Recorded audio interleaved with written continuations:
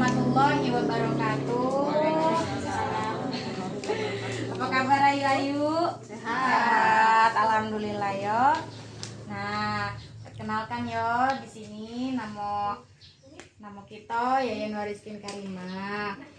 Jadi pada hari ini kita ini akan mengadakan penyuluhan tentang pentingnya antenatal care untuk ibu hamil trimester ketiga. Nah, jadi apa itu sih sebenarnya antenatal care itu? Ada yang tahu belum sebelumnya? Belum tahu ya. Jadi antenatal care itu biasanya kalau dalam bahasa kita itu disebut dengan ANC, biasanya dengan periksa kehamilan kayak itu. Jadi kalau periksa kehamilan ANC lah itu ngomongnya, antenatal care bahasa kerennya tuh bahasa medisnya. Jadi ANC itu diberikan sebagai pelayanan kesehatan oleh tenaga profesional. Siapa yang ngasih ke pelayanan itu? Kalau tidak bidan, dokter spesialis kandungan ya, untuk ibu selama masa kehamilannya. Jadi tujuannya untuk apa sebenarnya ANC itu tuh?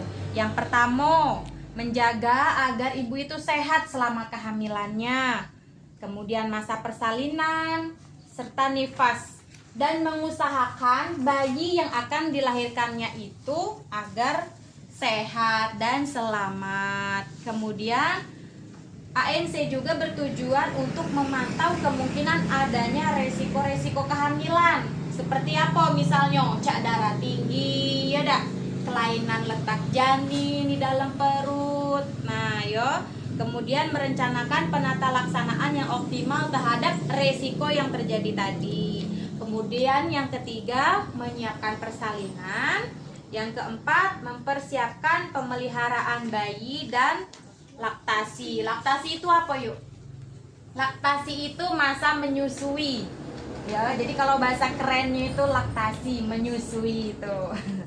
Kemudian yang kelima, mengantarkan pulihnya kesehatan ibu secara optimal. Dan yang keenam, menurunkan morbiditas dan mortalitas. Morbiditas itu kesakitan dan mortalitas itu kematian. Jadi menurunkan angka kesakitan ibu dan anak, ibu dan perinatal itu anak. Nah, jadi berapa kali kunjungan ANC itu sebenarnya minimal harus dilakukan selama kehamilan? Berapa kali yuk? 4 kali ya. Jadi 1 kali pada trimester pertama. Trimester pertama itu ketika usia kehamilannya 0 sampai 12 minggu. Ini 1 sampai 3 bulan. Kemudian 1 kali pada trimester kedua, biasanya 4 sampai 6 bulan atau 13 sampai 24 minggu. Nah, 2 kali pada trimester ketiga, 25 minggu sampai dengan melahirkan. Tapi ini hanya minimal seharusnya minimal 4 kali. Lebih baik dilakukan setiap posyandu datang, atau jika ada keluhan, ada yang dirasakan ya, datanglah ke fasilitas kesehatan, ke Poskesdes kalau cek di sini yo, untuk memeriksakan kehamilannya. Jadi supaya terpantau kesehatan ibu dan janinnya. Nah, kemudian dalam antenatal care itu ada yang disebut dengan 10T. 10T itu tuh pelayanan Yang pertama ada timbang berat badan dan ukur tinggi badan. Ditimbangkan setiap posyandu yuk kemudian ukur tekanan darah, kemudian menilai status gizi, diukur lingkar lengannya, diukur enggak biasanya? Diukur ya. Kemudian mengukur tinggi fundus uteri. Yang kelima, menentukan presentasi janin dan denyut jantung janin. Kemudian yang keenam, ada screening status imunisasi tetanus atau imunisasi TT. Sudah kan? Ada yang pernah sudah disuntik? Sudah ya. Yang belum siapa? Ini belum. Nah, yuk. Ini kakek di situ ada obatnya. Masih mual enggak sekarang? Enggak lagi kan? Nah, kakek bisa suntik kakek ya. Kalau belum suntik. Sudah ya. Yang 6 bulan ya, 7. Iya. Kemarin ya. Kemudian yang ketujuh, pemberian tablet besi minimal 90 tablet selama kehamilan. Nah, ini tablet besi ini kan contohnya. Nah, ini minimal tuh 90 tablet selama kehamilan. Tapi akan lebih baik diminum ya lebih dari 90 tablet. Supaya apa? Menjaga supaya kadar zat besi dalam tubuh kita itu tercukupi. Jadi suplai asupan yang dikasih ke janin akan tercukupi juga. Jadi jangan nggak diminum yo, tablet tambah darahnya itu dihabisin nggak? Habis yo. Kemudian yang ke-9 ada tata laksana kasus. Yang ke-10 temu wicara atau konseling. Kemudian pencegahan komplikasi P4K serta KB pasca salin. Nah, kemudian ayu apa sih yang harus diperhatikan dalam ANC? Yang pertama, ANC harus dimulai sedini mungkin. Maksudnya apa coba? Jadi sebenarnya ANC itu harus kita lakukan ketika kita mengetahui kita ini hamil, cak itu ya. Jadi dari sedini mungkin kita tahu kita hamil, kita harus langsung melakukan ANC. Kemudian yang kedua, jika ditemukan kelainan atau faktor resiko yang memerlukan penata laksanaan medis, maka pemeriksaan harus lebih sering dan intensif. Misal nih ditemukan ada keluhan atau dengan penyakit lainnya, jadi ibu-ibu hamil harus lebih sering memeriksakan kehamilannya.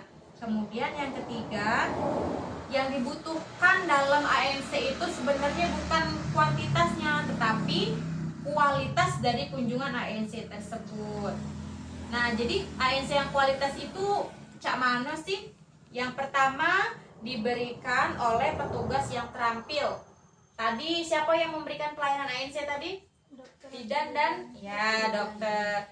Kemudian selain itu berkesinambungan atau berkelanjutan. Maksudnya cak mana berkesinambungan atau berkelanjutan? Jadi ANC itu tidak dilakukan hanya sekali bayar cak itu. Cak ayu ini lah tiap bulan datang posyandu. Kalau ada keluhan datang ke sini itu sudah berkesinambungan namanya ya. Jadi setiap bulan posyandu datang, periksakan kehamilannya. Kemudian deteksi penyakit dan komplikasi serta penata laksanaan dini jika ditemukan komplikasinya. Kemudian yang ketiga ada konseling, kemudian promosi kesehatan, dan yang keempat persiapan menghadapi persalinan dan kesiapan menghadapi komplikasi. Nah, kemudian ini di sini ada tanda-tanda bahaya trimester ketiga. Yang pertama ada perdarahan. Kedua ada demam panas atau tinggi. Demam panas ya, panas tinggi. Kemudian yang ketiga ada kontraksi. Kontraksi itu biasanya kenceng-kenceng ya. Ini kita taunya kenceng-kenceng kayak itu perutnya. Kemudian yang keempat sakit kepala, sakit perut, sesak napas, dan adanya gangguan penglihatan. Kemudian yang kelima bengkak pada kaki, bengkak pada tangan, kemudian mukanya. Yang keenam berkurangnya gerakan janin secara signifikan. Jadi misalnya kalau sehari itu janinnya gerak misalnya 6 sampai 10 kali, misalnya tahu-tahu geraknya kok cuma pagi bae hari ini yang gerak, atau kok cuma malam bae yang gerak. Yo, itu merupakan salah satu tanda-tanda bahaya kehamilan di trimester ketiga. Nah, kemudian yang ketujuh, air ketuban keluar sebelum waktunya. Nih maksudnya nih masih umur 7 bulan, masih umur 8 bulan, tapi kok keluar air-air rembes cek itu ya. Nah, itu kemungkinan bisa jadi air ketuban. Nah, jadi kalau ibu-ibu sekalian menemukan salah satu tanda bahaya kehamilan trimester ketiga ini, segeralah ke fasilitas kesehatan, datang ke bidan, datang ke poskesdes yo, untuk memastikan bener gak yo itu tanda-tanda bahaya cek itu. Jadi kalau memang terdeteksi adanya tanda bahaya tersebut, bisa langsung diatasi. Kemudian tujuan kunjungan antenatal care trimester ketiga. Yang pertama, mengenali adanya kelainan letak janin. Nih, kelainan letak janin kan biasanya kalau yang normal kan kepala yang di bawah ya. Bisa jadi ini kagak yang di bawahnya bokongnya, atau tadi posisinya melintang, kepala di samping, bokong di samping. Bisa jadi kaget bukan bokong, kakinya yang di bawah. Nah, untuk itulah kalau sudah masuk trimester ketiga disarankan untuk SD supaya mengetahui keadaan posisi janin di dalam perut ibu itu bagaimana. Kemudian yang kedua, memantapkan rencana persalinan. Yang ketiga, mengenali tanda-tanda persalinan. Nah, di sini ada tanda-tanda melahirkan sudah dekat nih. Yang pertama, keluar lendir bercampur darah, ya. Kemudian ketuban pecah. Yang ketiga, merasakan kontraksi. Nah, tanda-tanda ini kalau sudah memasuki bulan ke-9 nih atau 9 habis, bisa jadi itu tanda-tanda melahirkan sudah dekat. Tetapi kalau misalnya ketuban pecah, merasa kontraksi masih umur 7 bulan atau 8 bulan, bisa jadi ibu itu mengalami kontraksi dini, ya.